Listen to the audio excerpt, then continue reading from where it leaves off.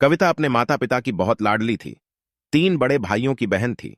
कोई भी चीज मांगने पर उसी वक्त सामने हाजिर हो जाती। पूरे घर में रौब था उसका। पूरे परिवार और नौकरों पर राजकुमारी की तरह हुक्म चलाती थी कविता। ये भी पूरा रौब था उसका।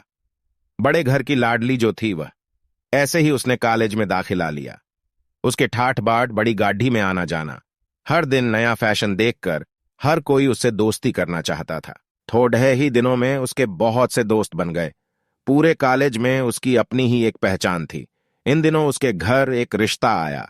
खानदानी लोग थे और पापा की पुरानी जान पहचान थी उनके साथ।